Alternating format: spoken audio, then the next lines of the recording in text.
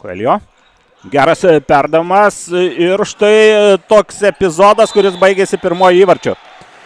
Pirmojo įvarčiu, ar ne tik Tomičius jį pelnė. Tokia atrodė situacija, nieko per daug blogo nežaidėjo Kauno Žalgirio ekipai, o viskas baigėsi štai tokiu įvarčiu ir pasižymėjo taip, Draganas Tomičius. Paskutinės sekundės gali būti irgi labai svarbios. Aikštėje jau ir Lukas Sendžikas. Čia sėkmingai sužaidė RFS, na ir tarsi išgirdė to žodžius apie paskutinių sekundžių svarbą.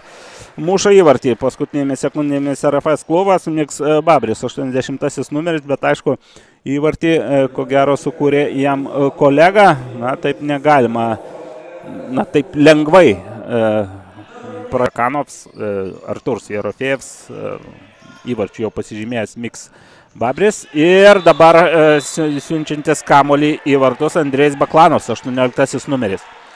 Rezultatas tampa 3-1.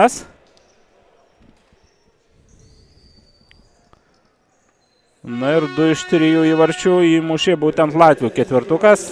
Čia labai gerai susitvarkė su kamuoliu ir Jordanas jau pasidavė į vieną pusę, o kamuolys skirėjo į kitą.